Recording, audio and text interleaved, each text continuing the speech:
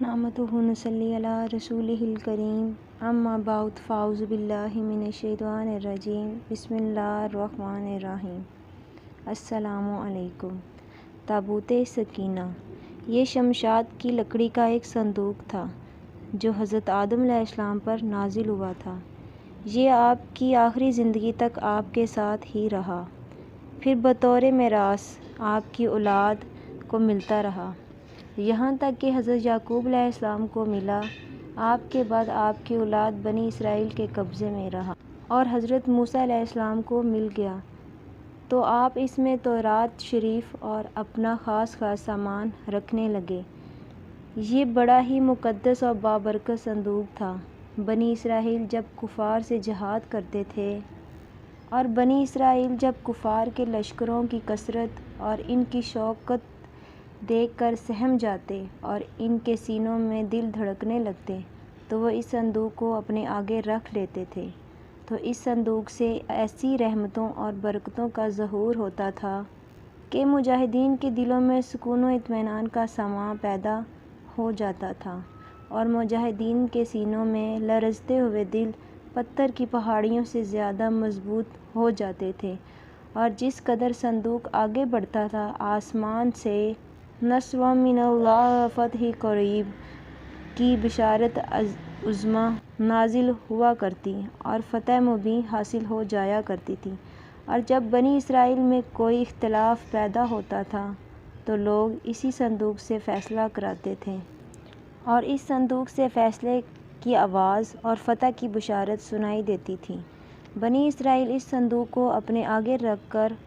اس کو وسیلہ بنا کر دعا مانگتے تھے تو ان کی دعائیں مقبول ہوا کرتی تھیں اور بلاؤں سے مصیبتیں اور آفتیں ٹل جایا کرتی تھیں۔ الغرض یہ صندوق بنی اسرائیل کے لیے تابوت سکینہ اور برکت کا خزانہ تھا، اللہ تعالیٰ کے نزول کا نہایت مقدس اور بہترین ذریعہ تھا۔ مگر جب بنی اسرائیل طرح طرح کے گناہوں میں ملوث ہو گئے تو ان کی بدعمالیوں کی نحوست سے ان پر خدا کا یہ غضب نازل ہو گیا کہ قوم عمالقہ کے کفار نے ایک لشکر جرار کے ساتھ ان لوگوں پر حملہ کر دیا اور ان کافروں نے بنی اسرائیل کا قتل عام کر کے ان کی بستیوں کو تاخت و تاراج کر ڈالا، عمارتوں کو توڑ پھوڑ کر سارے شہر کو تہس نہس کر ڈالا اور اس متبرک صندوق کو بھی اٹھا کر لے گئے اور اس مقدس تبرک کو نجاستوں کے کوڑے خانے میں پھینک دیا۔ لیکن اس بے ادبی کا قوم عمالقہ پر یہ وبال پڑا کہ یہ لوگ طرح طرح کی بیماریوں اور بلاؤں کے ہجوم میں جھنجھوڑ دیے گئے۔ چنانچہ قوم عمالقہ کے 5 شہر بالکل برباد اور ویران ہو گئے، یہاں تک کہ ان کافروں کو یقین ہو گیا کہ یہ صندوق رحمت کی بے ادبی کا عذاب ہم پر پڑ گیا ہے۔ تو ان کافروں کی آنکھیں کھل گئیں، چنانچہ ان لوگوں نے اس مقدس صندوق کو ایک بیل گاڑی پر لاد کر بیلوں کو بنی اسرائیل کی بستیوں کی طرف ہانک دیا۔ پھر اللہ تعالیٰ نے 4 فرشتوں کو مقرر فرما دیا جو اس مقدس صندوق کو بنی اسرائیل کے حضرت شموئیل علیہ السلام کی خدمت میں لائے۔ اس طرح پھر بنی اسرائیل کی کھوئی ہوئی نعمت دوبارہ ان کو مل گئی اور یہ صندوق ٹھیک اس وقت حضرت شموئیل علیہ السلام کے پاس پہنچا جبکہ حضرت شموئیل علیہ السلام نے طالوت کو بادشاہ بنا دیا تھا اور بنی اسرائیل طالوت کی بادشاہی تسلیم کرنے پر تیار نہیں تھے اور یہی شرط ٹھہری تھی، فرشتے اس صندوق کو اٹھا کر لائیں گے، یقیناً اس میں تمہارے لیے بڑی نشانی ہے اگر تم ایمان رکھتے ہو۔ یعنی اس صندوق میں تمہارے رب کی طرف سے سکینہ، یعنی مومنوں کے قلب کا اطمینان اور ان کی روحوں کی تسکین کا سامان تھا۔ مطلب یہ کہ اس پر رحمت الہی کے انوار و برکات کا نزول اور اس پر رحمتوں کی بارش ہوا کرتی تھی۔ تو معلوم ہوا کہ بزرگوں کے تبرکات جہاں اور جس جگہ بھی ہوں گے صرف ان پر رحمت خدا کا نزول ہوگا۔ جب اس صندوق پر اطمینان کا سکینہ اور انوار برکات کا خزینہ خدا کی طرف سے اترنا قرآن سے ثابت ہے، تو بھلا جس قبر میں ان بزرگوں کا پورا جسم رکھا ہوگا، کیا ان قبروں پر رحمت و برکات اور سکینہ اطمینان نہیں اتریں گے؟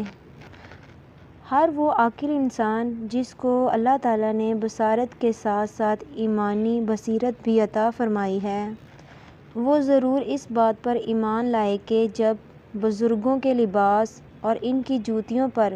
سکینہ رحمت کا نزول ہوتا ہے تو ان بزرگوں کی قبروں پر رحمتوں کی بارش ہوتی ہے۔